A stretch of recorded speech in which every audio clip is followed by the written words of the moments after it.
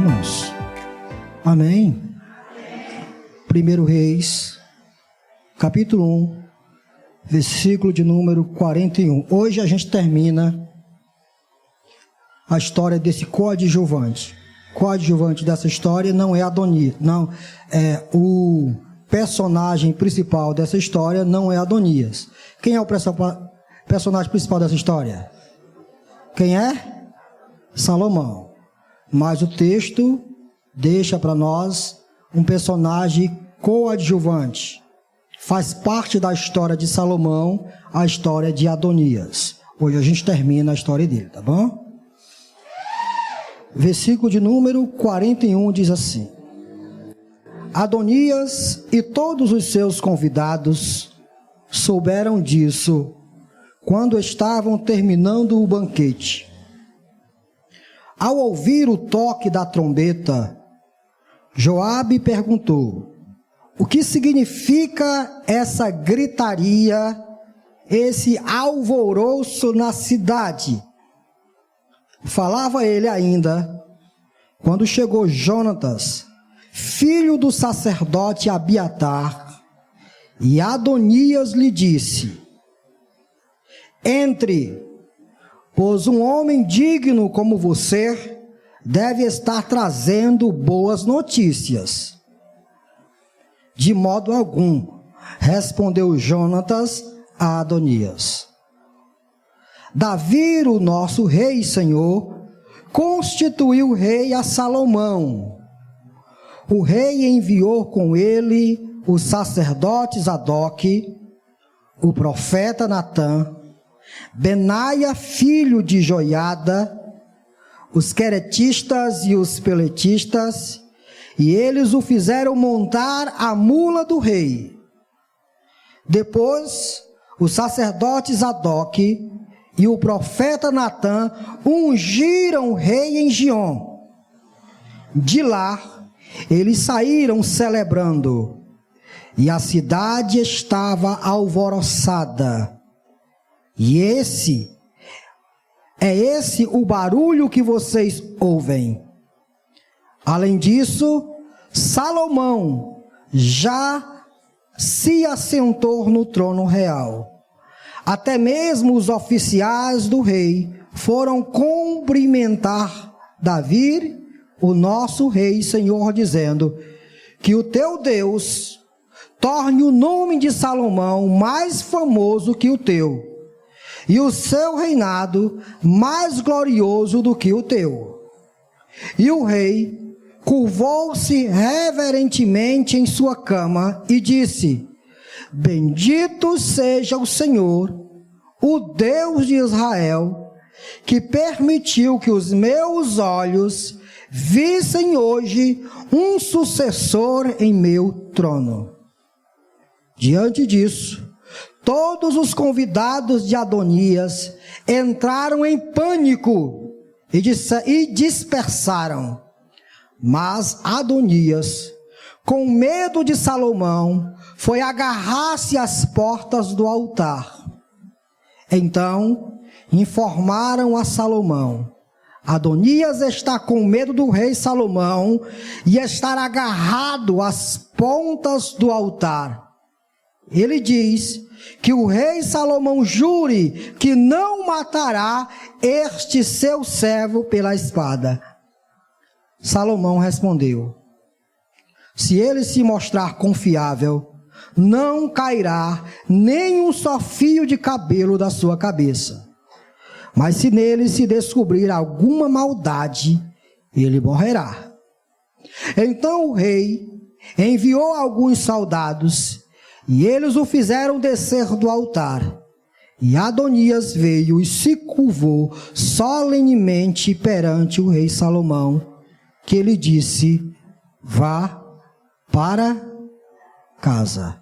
No sermão anterior, nós descobrimos que a partir desse momento, o trono de Israel não estava mais desocupado. É bem verdade que em nenhum momento o trono esteve desocupado, mas Adonias faz aqui uma figura de usurpador. A intenção de Adonias é tirar Davi do trono para que ele reine sobre o trono de Israel. Como Davi está prostrado numa cama, dá para se perceber que as decisões que normalmente o rei toma não estavam sendo tomadas. Por essa razão, poderia haver um certo ar de inquietude entre o povo com relação às decisões que deveriam ser tomadas pelo rei. Nesse sentido, o trono estava desocupado, porque as decisões não estavam sendo tomadas. Mas no sermão anterior, nós fomos introduzidos a um texto que nos mostrou que agora, sobre o trono de Israel, estava sentado o filho de Davi, chamado Salomão. O trono não está mais vazio. Sobre o trono há um rei. Porém, meus irmãos, uma pergunta se torna absolutamente necessária. Bom, o rei já está sobre o trono. Alguém já está reinando. Mas e o que vai acontecer com os rebeldes? Em mensagens anteriores, nós fomos introduzidos a toda a realidade aqui de Adonias e de todos os seus comparsas. Mas nós precisamos responder a essa pergunta. O justo rei está sobre o trono. O legítimo rei está sentado no trono de Israel. Mas a história não termina com o rei sentando no trono. O que este rei fará com aqueles que quiseram usurpar o seu trono? Qual será a ação, a atitude do rei diante dos rebeldes? E é por isso que o tema de nossa mensagem hoje é colhendo os frutos da rebelião. Coloque na sua cabeça. Colhendo os frutos da rebelião. Por fazer essa pergunta, a gente vai discorrer todo o sermão através da colheita que Adonias teve por se manifestar como alguém rebelde diante do legítimo rei de Israel. Nós estamos diante de um texto onde percebe-se que Adonias arma uma festa e chama os seus companheiros para celebrar o seu suposto reinado sobre o trono de Israel. Mas há uma realidade aqui. Para os rebeldes, a festa sempre irá durar pouco. Nem aquele ditado que diz que tudo que é bom dura pouco. Ou uma notícia ruim nunca chegará de leve, mas ela virá a galope. Percebam, criem aqui a cena na mente de vocês. Onde estava Adonias? Em plena festa. Onde estavam os companheiros de Adonias? Festejando, banqueteando a usurpação de Adonias sobre o trono de Israel. Mas do outro lado da cidade, o verdadeiro e legítimo rei estava sendo empossado sobre o trono de Israel. O que vai acontecer com essa festa? Bom, meus irmãos, a gente aprende no versículo 43. Veja o que diz o versículo 43, por favor, do texto. Chega um mensageiro. Está todo mundo em festa, todo mundo alegre, todo mundo contente, todo mundo pulando. A festa é grande, o barulho é grande. Só que chega um mensageiro, sempre para baldear o meio de campo, né, irmãos? O que o mensageiro diz? De modo algum. Por que esse de modo algum? Porque anterior, quando o mensageiro chega, o que Adonias diz? Entre. Um homem digno como você só pode vir trazer boas notícias. Mas a notícia não é boa, não. O que ele diz? De modo algum, respondeu Jonatas a Davi, Adonias. Davi, o nosso rei e senhor, constituiu rei a Salomão. Em meio à grande satisfação da carne, Adonias festejava junto com os seus companheiros de rebelião. Porém, como eu disse, tudo o que é supostamente bom dura pouco. Pois a partir desse momento, os frutos da rebelião de Adonias começariam a aparecer.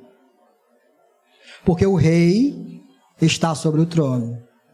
Quando o trono está desocupado, alguém pode banquetear, fazendo-se rei.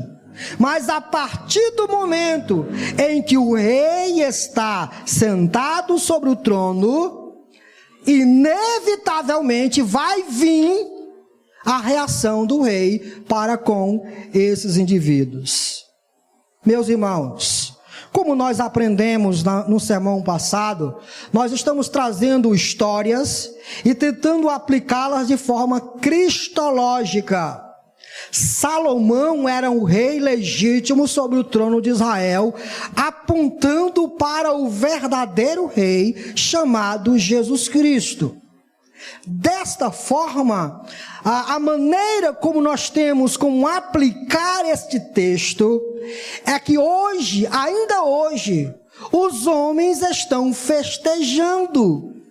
Os homens estão se divertindo, achando que toda essa diversão um dia não vai se acabar. Eu quero chamar a sua atenção para o texto de Mateus capítulo 24, versículo 37. Versículo 36. Quanto ao dia e a hora, ninguém sabe. Que dia é esse? O dia da vinda do Filho do Homem. Vamos continuar o texto. Quanto ao dia e a hora, ninguém sabe. Nem os anjos dos céus, nem o Filho, senão somente o Pai. 37. Como foi nos dias de Noé, assim também será na vinda do Filho do Homem. O que acontecia nos dias de Noé e o que vai acontecer antes da vinda do Filho do Homem? Versículo 38. Pois nos dias anteriores ao dilúvio, o povo vivia comendo e bebendo, casando-se e dando-se em casamento. O que significa isso? O fato de comer é pecado? Sim ou não? Não. Beber é pecado? Não. Casar é pecado? Não. Essas coisas não são pecaminosas em si. Entretanto, a comida foi nos dada para que através da comida glorificássemos a Deus. O casamento é dado para que através do casamento glorificássemos a Deus. Tudo que está ao nosso redor foi nos dado para que através disso tudo trouxéssemos glória para o nome do Senhor. Quando nós invertemos essas coisas, quando nós usamos a comida para a nossa própria satisfação, quando usamos o casamento para a nossa própria satisfação, o que nós estamos fazendo é trazendo glória para quem? Para quem, irmãos? Para nós mesmos. E isso é idolatria, e isso é pecado, isso é banquetear os banquetes da carne, isso é usar tudo que Deus deu, não para glorificar a Deus, mas para simplesmente satisfazer o meu próprio ego. A ideia aqui, que nos dias anteriores à vinda do Filho do Homem, o que os homens irão se encontrar fazendo? Eles irão se encontrar bebendo, comendo, casando-se e dando-se em casamento. A ideia aqui é, eles irão viver suas vidas conforme as suas próprias vontades e valores. A ideia é essa. Nos dias anteriores à vinda do grande rei, será dessa forma que os homens se encontrarão. Deixa eu dizer uma coisa para vocês. Para Adonias, a festa durou pouco. Armou o pau, chamou os convidados e começou a banquetear. Quando bem ele percebe, a notícia chega, sua festa não tem sentido. Porque enquanto você está festejando, o verdadeiro rei está no trono. Da mesma forma, meus amados irmãos, tudo o que nós vemos ao nosso redor, o mundo vivendo sua própria satisfação, andando nos seus próprios caminhos, bebendo, comendo, festejando, banqueteando os banquetes da carne, mas um dia, quando eles menos esperarem, o verdadeiro e legítimo rei chegará. Vai chegar.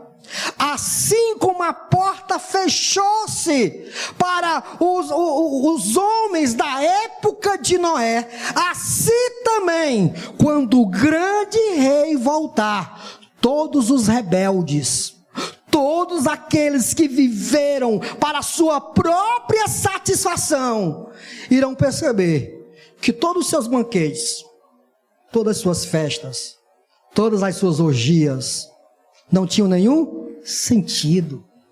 Uma festa tem sentido quando Cristo está nela. A alegria tem sentido quando Cristo é a razão de toda essa satisfação. Quando é ao contrário, é festa da carne, é banquete da carne, é viver simplesmente para a própria glória e dar uma de Adonias. Por isso, quem quer que esteja nos ouvindo aqui hoje, a trombeta está soando. E cuidado, aqui tem um mensageiro dizendo para você: ouça o rei, ouça o rei, ouçam antes dele agir com justiça, ouçam, recebam, honre o rei, adore o rei, pois se você continuar rebelde à entronização do rei, a notícia que você vai receber não será uma notícia tão agradável assim, não. A festa acabou, porque o verdadeiro rei agora estava no trono. Mas a festa dura pouco, não apenas por causa da notícia de que o rei está no trono. Veja o que diz o versículo 49, meus irmãos. Diante disso o quê? Diante da notícia, o mensageiro chegou, deu a notícia, e aí o texto continua. Diante disso, todos os convidados de Adonias entraram em pânico, e todos eles se dispersaram. Isso aqui é interessante, irmãos, porque quem Adonias convida para a sua festa? Quem bajula ele. Ele está pouco interessado em chamar os homens que estão preocupados com o reino. Ele traz para o seu redil, ele traz para perto dele apenas os homens que irão elogiar ele. E esse tipo de amizade é uma compra. Esse tipo de amizade não permanece. Esse tipo de amizade tem hora e tempo para se acabar. Quando as amizades são feitas através de bajulação e não de sinceridade, uma hora ou outra essa amizade acaba. Foi o que aconteceu aqui. Quando os convidados de Adonias perceberam que eles estavam num beco sem saída, eles abandonaram o barco. Eles não ficou nenhum sequer ao lado de Adonias, dizendo: cara, eu estou com você, eu entrei com você nesse barco, vou permanecer nele e vou com você até a morte. Não, o texto diz que todos eles se dispersaram, todos eles foram embora. Uma amizade que foi feita por causa de um banquete se acaba quando a realidade chega. O que nós temos aqui diante de nós, meus irmãos, é que nenhuma amizade resistirá ao momento em que você se encontrará com aquele que está sentado sobre o trono. Escute, todos os seus colegas, todos aqueles que costumam lhe elogiar por causa da sua vida pecaminosa, nenhum deles permanecerá em pé diante do verdadeiro Rei. Escute o que eu estou dizendo a você esta noite. Você, por causa dos prazeres da carne, pode fazer amizades e tendo dinheiro aí é que você faz mesmo. Entretanto, eu tenho uma notícia para você.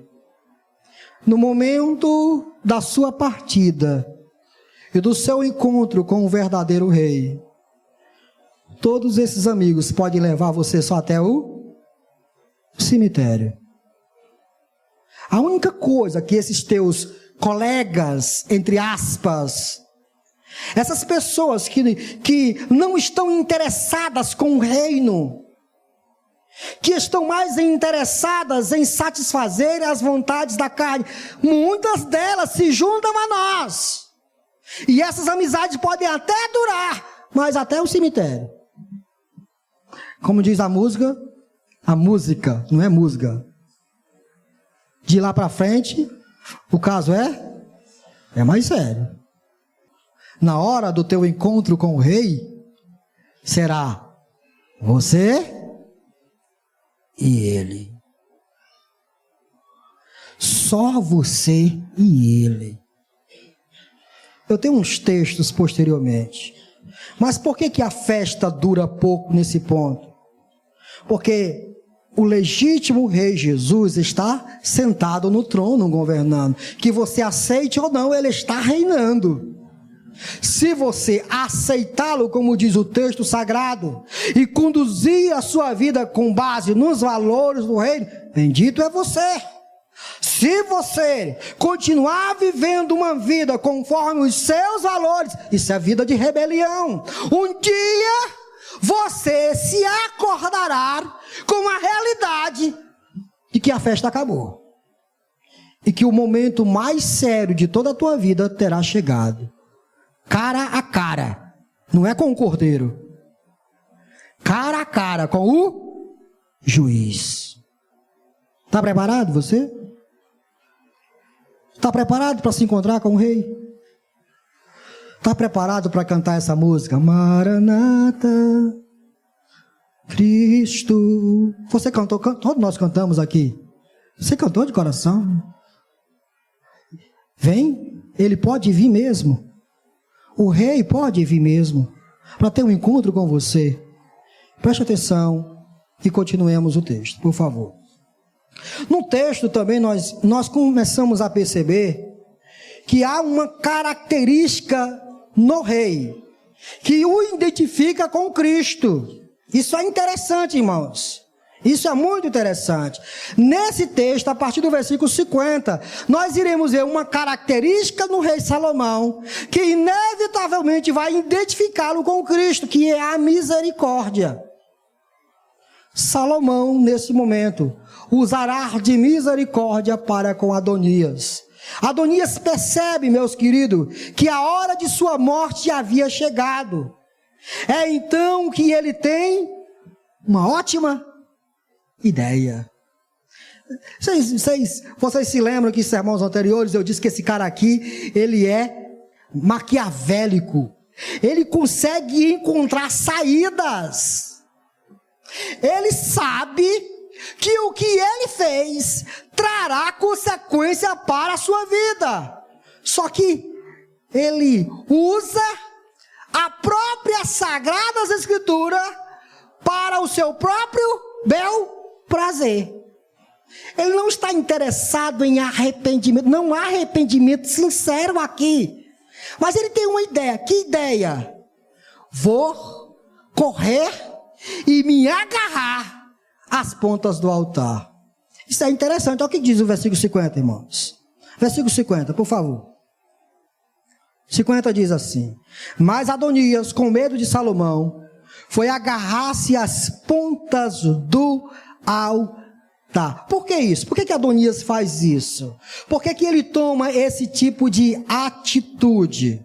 Porque de acordo com a lei mosaica, alguém que se agarrasse às pontas do altar, lembre-se, meus irmãos, e eu preciso explicar isso aqui para vocês. O que era o altar? O altar era o local do sacrifício. Lembram-se disso? O altar era o local do sacrifício. O altar que ficava à frente do tabernáculo. No altar se sacrificava o quê? Sacrificava uma vítima. Quem era a vítima? Não era um ser humano. Quem era a vítima era um animal. Alguém culpado levaria um animal para o sacerdote. Então o sacerdote sacrificaria sobre o altar essa vítima. Como se dizendo, uma vida pela outra, uma vida pela outra. Você é culpado, mas está trazendo para cá uma vida. Então sua culpa será transferida para ele. Então essa vítima morrerá e você terá saído ileso ou saído livre de toda a culpa. A ideia do altar é essa: derramar o sangue inocente sobre o altar é fazer escapar da morte um culpado. Adonias entendeu bem direitinho. Teologicamente ele estava certíssimo. Ora, sou culpado. Vou correr, me agarrar às pontas do altar, porque talvez terei misericórdia. Veja comigo, por favor, Êxodo capítulo 21, para vocês entenderem mais ou menos esse textozinho. Êxodo. O texto não é claro, mas existem outros que vocês quiserem ler. O Pentateuco, vocês vão encontrar isso. Mas isso aqui serve para nós. Êxodo capítulo 21, versículo 12, por favor. Diz assim: quem ferir um homem e o matar, terá que ser executado. Essa era a lei. Quem ferir um homem e o matar, será executado. Todavia, se não o fez intencionalmente, mas Deus o permitiu, designei um local para onde pode fugir. Essa é a ideia. Olha, se alguém fez isso e não fez intencionalmente, irei designar um local onde esse culpado pode fugir e escapar da morte. Esse local era o altar. Eram as pontas do altar. Segurasse as pontas do altar. Posteriormente foi construída a cidade de refúgio, quando os israelitas chegaram lá em Canaã, e foi construído a cidade de refúgio, onde alguém que tinha matado uma outra pessoa de forma não intencional poderia fugir para essa cidade até que o sacerdote pudesse declarar esse indivíduo como alguém livre, ou que pudesse voltar, retornar à sociedade. Adonias entendeu: eu vou correr, segurar as pontas do altar, porque talvez eu serei livre. Mas preste atenção, que é notório no texto, que não é o caso aqui. Adonias fez o que fez de forma o quê? Intencional. A gente já aprendeu quem é Adonias. Adonias não é culpado sem intenção. Adonias intencionalmente tentou usurpar o trono de Israel. E possivelmente, se Natã e Batseba não tivessem intervido, Salomão iria morrer, Batseba iria morrer, Natã iria morrer, todos os inimigos do rei iriam morrer. Mas o que acontece aqui, irmãos? Um maquiavélico usa a própria Bíblia para poder livrar ele. É aqueles velhos jargão, né? O cara tá pecando, e aí chega alguém para exortar, aí ele usa a Bíblia: não julgueis, para não sejais julgados. Usa a própria Bíblia para tentar ajudar ele. Isso é interessante. Não para tirar o argueiro do olho do teu irmão, tira primeiro do teu. Esses jargões que normalmente alguém que gosta de estar no pecado, quando alguém chega para repreender, quando Natã, quando Batseba, quando Benaia chega para repreender esse indivíduo, o que ele faz? Fica para lá. Não quero conversa contigo não. Quer conversa com quem vai apoiá-lo. Adonias faz isso. Adonias agarra-se às pontas do altar. Meus irmãos, isso pode não ter servido muito para Adonias, que posteriormente eu vou falar outra coisa com ele, mas isso aqui é notório como isso aponta para aquilo que Deus fez por nós na cruz. O nosso bondoso Deus já designou um local. Isso é interessante, irmão. Isso prefigura tudo o que Cristo iria fazer. O nosso bondoso Deus já designou um lugar onde podemos alcançar graça, onde o culpado pode encontrar favor da parte de Deus. Todos nós éramos miseráveis pecadores, e como diz o hino lá de 15 da harpa cristã: ó com cego andei e perdido vaguei, longe, longe do meu Salvador, mas do céu ele desceu, seu sangue verteu, para salvar um tão pobre pecador. Aí tem uma parte do texto que diz assim: apressado fugi, e em Jesus me escondi. Mas ele fugiu apressado por causa de quê? Diz a música que ele viu sobre ele a espada da lei. Sobre mim a espada da lei. O que a espada da lei faz? Traz morte.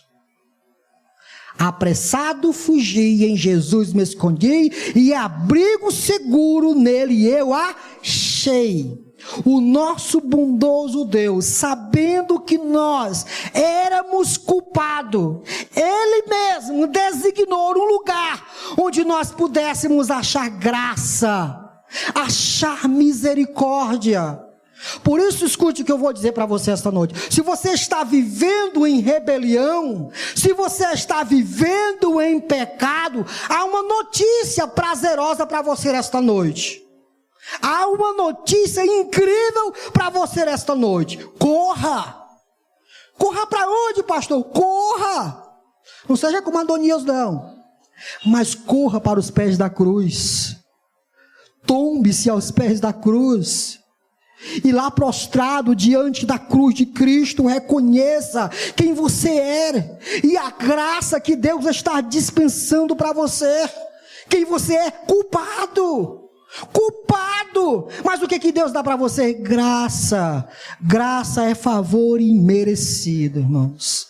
Misericórdia.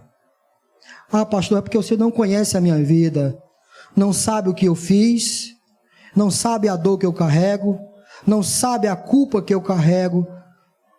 Tem um lugar para você.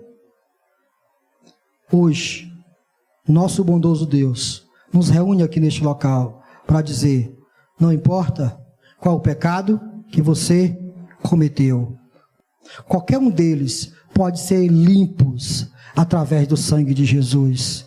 Vinde, arrazoemos, ainda que os vossos pecados sejam vermelhos como a escarlate, eles se tornarão brancos como a branca lã. Aos pés da cruz você encontra segurança. Aos pés de Cristo, prostrado diante dos pés de Cristo, sobre as santas chagas de Cristo, parecia com um católico agora, sobre as santas chagas de Cristo, você pode encontrar segurança para a sua vida. Corra para lá, corra para lá. Outra coisa, meus irmãos, que a gente encontra aqui, além de Adonias se agarrar às pontas do altar, nós encontramos a manifestação de misericórdia da parte do rei Salomão. Volte para o texto, e você vai perceber isso nos versículos 52 ao 53, quando diz assim: Salomão respondeu: se ele se mostrar confiável, não cairá nenhum só fio de cabelo da sua cabeça, mas se nele se descobrir alguma maldade, ele morrerá. Então o rei enviou alguns soldados, e eles o fizeram descer do altar. E Adonias veio e se curvou solenemente perante o rei Salomão, que ele disse: vá para casa. O destino de Adonias, meus queridos, estava nas mãos de Salomão. Morte ou vida estava nas mãos de Salomão. Se Salomão dissesse morte, Adonias morria. Se Salomão dissesse vida, Adonias tinha vida. Salomão poderia levá-lo à morte. É prerrogativa de Salomão. Mas nesse dado momento Salomão não faz isso. O que Salomão dá para Adonias? Misericórdia. O que Adonias merece? Justiça. O que ele precisa? Misericórdia. O que Salomão faz? Vá para casa. Meus irmãos, Adonias merecia morrer. Porém, o inesperado acontece aqui. O rei Salomão lhe deu mais uma oportunidade de demonstrar que de fato ele havia se arrependido. Durante toda a vida preguiça de Adonias, ele viveu para o seu próprio prazer e para a sua própria vontade. Mas aqui agora, Salomão estava lhe dando uma oportunidade de mudar tudo isso, de modificar toda a sua vida, de mostrar que de fato ele estava arrependido. Isso é misericórdia. É quando alguém tem poder da morte e da vida, e ao invés de dar morte, dá a vida. Dar uma nova chance, dar uma nova oportunidade desta pessoa viver a sua vida com base nos valores do reino. Salomão faz isso com Adonias. E como é que a gente aplica isso para nós? Todos nós fomos colocados neste mundo para nos posicionarmos ao lado do grande rei Jesus Cristo e trabalharmos para ver o seu reino crescendo cada vez mais. Você está nesse mundo para isso, para reconhecer que Jesus é rei e dar a glória a ele por toda a sua vida. Você foi colocado aqui neste mundo para que toda a sua vida fosse vivida, para trazer glória para o grande rei. Esse é o sentido da sua vida. Esse é o sentido de sua vida. Porém, há aqueles que insistem em viver conforme a sua própria vontade. Para estes, o grande rei todos os dias diz: quando ouvires a minha voz, não endureça o seu coração. Sabe, você que entrou na igreja e talvez não se tombou aos pés da cruz ainda, o que Deus está te dando hoje é uma nova chance. Você está tendo uma oportunidade de tombar aos pés da cruz, reconhecendo que Jesus é o grande rei, que Deus já disse que é. E deixar de viver conforme os seus preceitos e virtudes e começar a aceitar os méritos que vêm apenas de Cristo Jesus. Ouça isso. Ouça isso, deixe que isso desça ao seu coração. Isso é mais uma oportunidade que você está tendo. Sabe, todos os dias quando você se acorda, isso é misericórdia. Você merecia isso? Não. Mas o grande rei te dá mais uma oportunidade. Agarre essa oportunidade. Agarre-se a tudo que o grande rei dará a você, para ter uma vida conforme os valores do rei Jesus Cristo, e não os seus próprios valores, e não as suas próprias vontades. O rei hoje é misericordioso. Escute o que eu vou lhe dizer.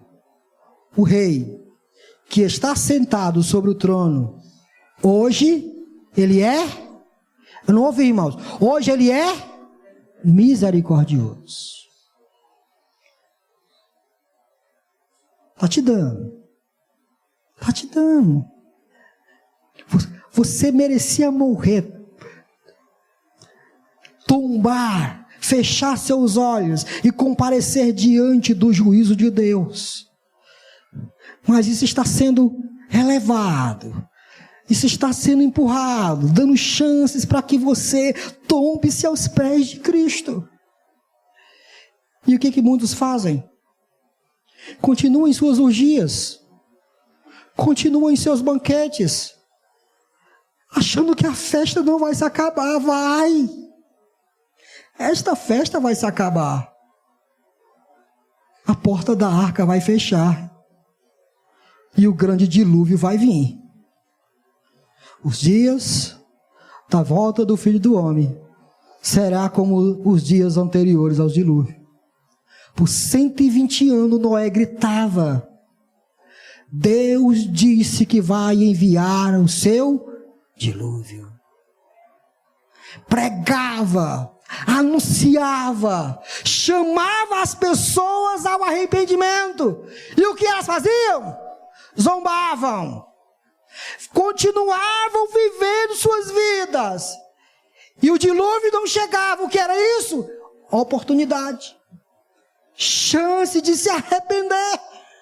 Hoje Deus está sentado no seu trono e de forma misericordiosa, todos os dias Ele dará a nós oportunidade de vivermos para a sua glória. Você decide o que você quer. Continuar vivendo conforme sua vontade, ou simplesmente vivendo da forma como o rei quer para você. E eu termino, meus irmãos, mostrando para vocês a justiça do grande rei. Leiam comigo, por favor. Capítulo 2. Porque a história de Adonias não termina aqui. A história de Adonias continua no capítulo 2, versículo 13. Eu quero ler para vocês esse texto, tá bom? Olha só. Versículo 13 do capítulo 2. Adonias, o filho de Agite, foi até Batseba, mãe de Salomão, que ele perguntou, depois de muito tempo, o que foi que Salomão fez?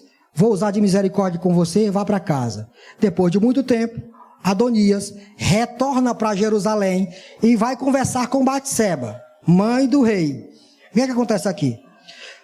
Adonias, o filho de Agite, foi até Batseba, mãe de Salomão, que ele perguntou, você vem em paz? Isso foi a pergunta de Batseba. O que foi que Adonias disse? Sim. E acrescentou, tenho algo para lhe dizer. Ela disse, fale. 15. Você sabe, né, Batseba? Você sabe que o rei não era?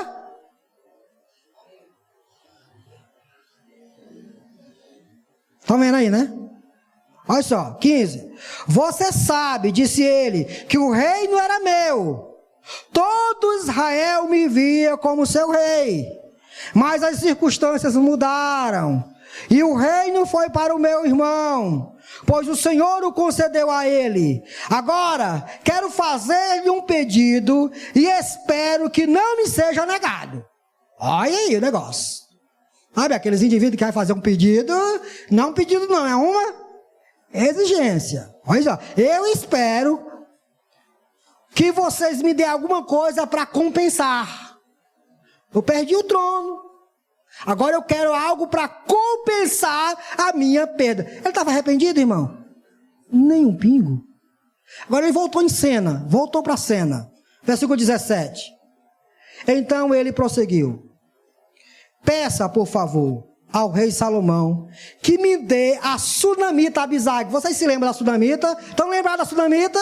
Estão lembrados? Da jovem lá, que fizeram um Miss Israel, escolheram a mulher mais bonita de Israel, a donzela jovem, para se deitar com Davi na sua velhice. Vocês se lembram, né? O cara aqui voltou para a cena. Olha o que ele quer. Olha o que ele quer, irmãos. 17. Então ele prosseguiu. Peça, por favor, ao rei Salomão que me dê a sunamita Abisag por mulher, pois ele não deixará de atender a você. Foi que a Batseba aqui pisou na bola, irmão. Tão inteligente lá, depois aqui já vacilou. 18. Está bem. Respondeu Batseba, falarei com o rei em seu favor. Quando Batseba foi falar ao rei em favor de Adonias, Salomão levantou-se para recebê-la e inclinou-se diante dela. Depois assentou-se no trono, mandou que trouxesse um trono para sua mãe, e ela se assentou à sua direita. Olha como Salomão honra sua mãe. 20. Tenho um pequeno pedido para lhe fazer, disse ela. Não deixe de me atender. O rei respondeu, faça o pedido, minha mãe, não deixarei de atendê-lo. 21. Então ela disse, dê a sunamita Abisag por mulher a seu irmão Adonias. Olha o plano de Adonias, irmãos. O ídolo não havia sido quebrado. Qual era o ídolo do coração de Adonias? Reinar no trono. Esse era o ídolo. Toda a vida de Adonias girava em torno do trono. Deus quebrou esse ídolo em um dado momento, mas o ídolo manifesta-se novamente aqui. Parece um pedido besta, né? Parece um pedido banal. Não, irmão, mas não é. Aqui é um pedido astucioso. A questão aqui não é apenas ter Abisag, não é apenas ter uma mulher. Não é essa a questão. Para vocês terem uma ideia, Abisag foi a última concubina de Davi. E naqueles dias, ter relações sexuais com as mulheres do rei era uma forma de reivindicar o trono do rei. Vocês se lembram na história de Absalão? O que foi que Absalão fez com as concubinas de Davi? Quando ele fez aquilo, o que ele estava fazendo era reivindicando o trono de Davi. Quando alguém tomava a mulher do rei, a população, os cidadãos do reino entendiam que aquele outro indivíduo estava reivindicando o trono para si. Um pedido astucioso, como quem não quer nada, na surdina, feito os políticos do Brasil, né? Na surdina, ele faz esse pedido. Batseba cai e vai jogar no ouvido de Salomão. O que Absalão quer? O que Adonias quer? Reinar. Infelizmente, muitas pessoas se recusam a desistir de sua autossatisfação. Mas, meu querido, entenda que não fomos colocados neste mundo para realizar a nossa vontade. Para alguns, quando eles não encontram satisfação em um ídolo, eles procuram outro ídolo e deixam de procurar em Jesus. Tem gente que encontra muita satisfação no dinheiro. Aí quando o dinheiro não dá satisfação, ele vai tentar encontrar satisfação na mulher. Os ídolos sempre vão morar no coração dos pecadores. A pergunta que nós temos que, nesta noite, responder é: onde estará Jesus em tudo isso? Onde estará o verdadeiro e legítimo rei? Estamos dispostos a quebrar qualquer coisa para que o verdadeiro rei, para que o legítimo rei reine na nossa casa, reine no nosso coração? Nós não fomos colocados neste mundo para satisfazer nossa vontade. Como disse Paulo em Romanos 11:36, pois dele, por ele e para ele são o quê? Todas as coisas. Você está aqui por ele, para ele. Você vive por ele e para ele. Toda a sua satisfação é encontrada nele, não no seu esposo, não no seu trabalho, não no seu dinheiro, não nos investimentos. Derrube esses ídolos, não insista com eles não trarão satisfação para você. Não insista, meu irmão, não insista. Faça como Gideão, que foi chamado de Jerubaal porque derrubou todos os ídolos da casa do pai dele. Derrube esses ídolos, quebre-os e encontre satisfação plena apenas em Jesus Cristo. Como é triste um crente, meu irmão, que vive cabisbaixo porque não fica atribulado com as coisas. Deixe de se atribular com elas. Tenha seus olhos fixos apenas em Jesus Cristo. Olhe apenas para Jesus Cristo, que é o autor e consumador da sua fé. Todas as outras coisas, se existirem, amém. Se não existirem, também amém. O que não nos pode faltar é Jesus. Como disse John Pipe, que me falte uma perna, que me falte um olho, que me falte uma mão, que me falte qualquer membro, mas não me falte Cristo, não me falte Cristo. Porque eu posso entrar no céu sem uma perna, sem um olho, sem uma mão, sem a mulher, sem um filho, sem qualquer outra coisa, mas não posso entrar no céu sem Cristo. Não lhe falte Cristo, não lhe falte Cristo, que Cristo reine sobre você, que Cristo esteja sentado sobre o trono da sua vida, determinando todas as escolhas que você faz. Não planeje essas coisas, não derrube o ídolo para construir ele em outro lugar. Não faça como Adonias fez, porque se você fizer, em um momento, o rei é misericordioso. Mas a misericórdia tem data e momento certo para se acabar. Eu vou usar essa expressão, tá bom? Todos nós sabemos que a misericórdia de Deus é inesgotável, mas eu vou usar essa expressão. A misericórdia tem data e hora certa de se esgotar. Olha aqui a continuação do texto, por favor. 22. O rei Salomão perguntou à sua mãe: por que você pede somente a sunamita Abisag para Adonias?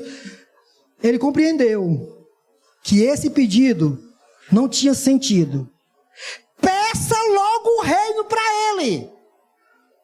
Olha o que Salomão diz para sua mãe: peça logo o reino para ele, para o sacerdote Abiatar e para Joabe, filho de Zeruiah. Quem eram esses indivíduos aqui? Quem era Adonias, quem era Abiatar, quem era Joabe, quem era Abiatar aqui, irmãos? Quem era? Eram os indivíduos que fizeram a revolta. Salomão percebeu que aqui estava se levantando um novo montim. Um novo montim. Salomão olha para sua mãe e diz: você não compreendeu esse pedido. Eles estão levantando um novo montim. Eles estão querendo me derrubar do trono. Salomão se indigna com isso. E é justo que isso aconteça. Porque o que está correndo risco? O reino. O reino está correndo risco. Tem alguém querendo usurpar o trono, colocando em xeque o reino. Por isso Salomão se indigna.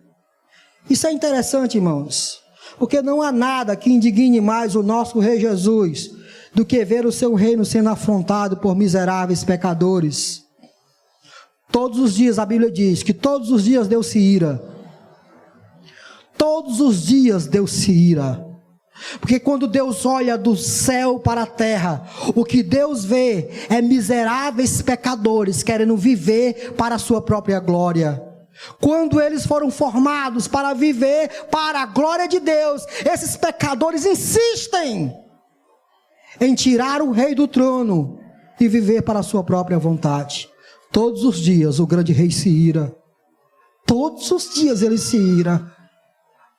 Mas por enquanto, até que ele venha, todos que escutem a mensagem podem curvar-se diante da cruz e receber deste rei misericórdia. Mas deixa eu dizer uma coisa para você. A ira do grande rei um dia será derramada. Olha o texto. 23. Então o rei Salomão jurou pelo Senhor: que Deus me castigue com todo rigor, se isso que agora Adonias falou não lhe custar a sua própria vida. E agora, eu juro pelo nome do Senhor, que me estabeleceu no trono de meu pai Davi, e conforme prometeu, fundar uma dinastia para mim, que hoje mesmo Adonias será morto. E o rei Salomão deu ordem a Benaia, filho de Joiada, e este feriu e matou Adonias. Dias atrás, o grande rei deu a Adonias o que ele não merecia: misericórdia. Os dias passaram. O grande rei, que não é apenas misericordioso, mas também é justo. Salomão aqui prefigura Cristo como um rei misericordioso, que em um dado momento abre mão da vingança e derrama misericórdia sobre o culpado. Mas em um outro dado momento, Salomão susta a misericórdia e derrama a sua justa justiça sobre Adonias, tirando-lhe a vida. Mata Adonias, porque Adonias está indo contra os valores do rei. Meus queridos, não tenha dúvida de que um dia todos os inimigos da cruz de Cristo irão se apresentar diante do juiz. E eu quero que você, com muita reverência, abra sua Bíblia em Apocalipse capítulo 6, versículo 15. Sabe, esse Jesus que nós tanto amamos, que nós tanto reverenciamos, que é tanto amor, que é tanta misericórdia, que é tanta graça derramada para nós, que seu Pai já designou um lugar de refúgio para que todos os pecadores se refugiem nele. Sabe esse Jesus, que é um cordeiro, que é manso, que diz: vinde a mim todos os que estão cansados e sobrecarregados, porque eu aliviarei.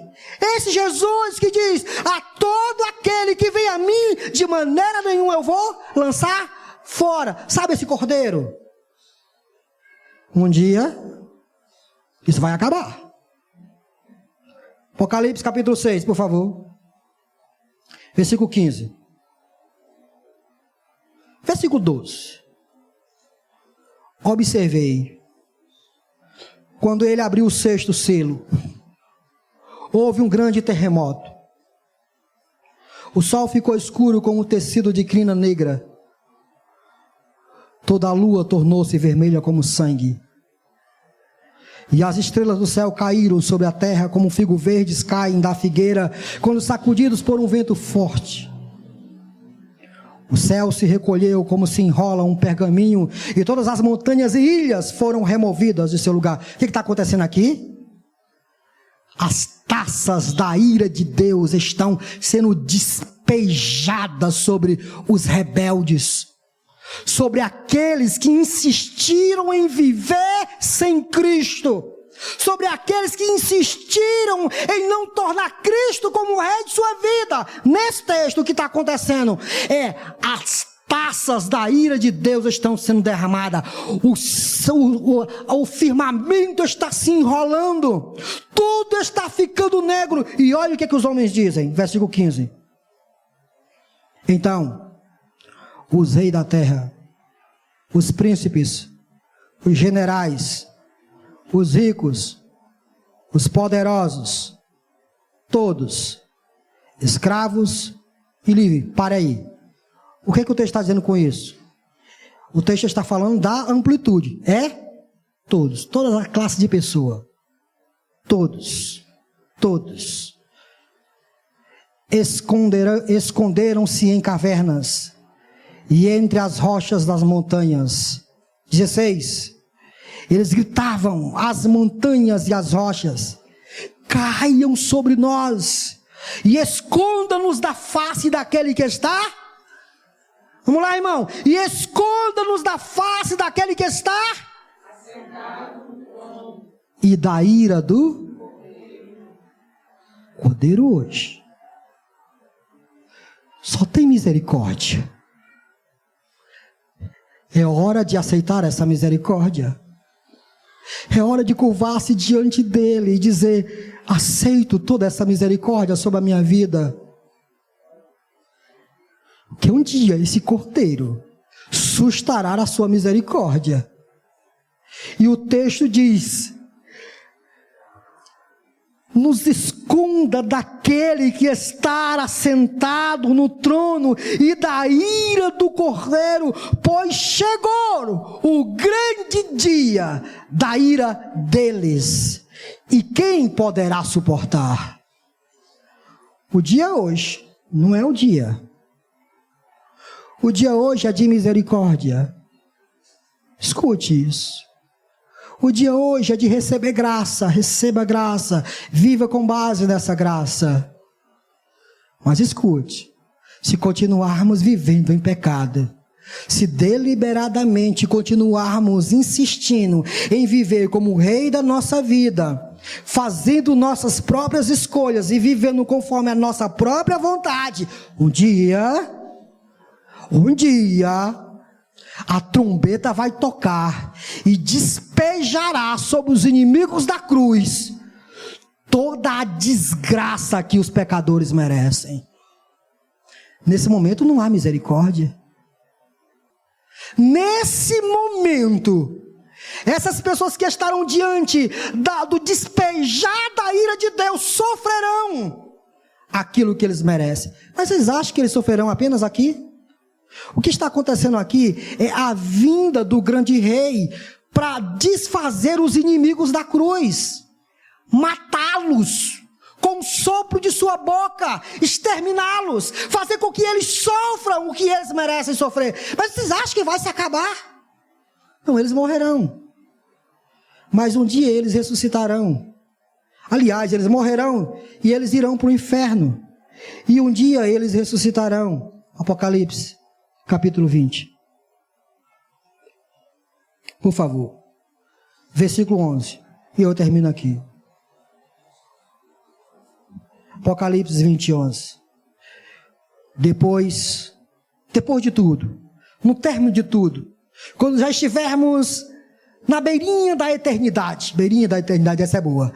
Quando estivermos no limiar da eternidade, antes de entrarmos no gozo para sempre do nosso Senhor, acontecerá isso aqui. Deus vai armar o palco. E olha isso aqui.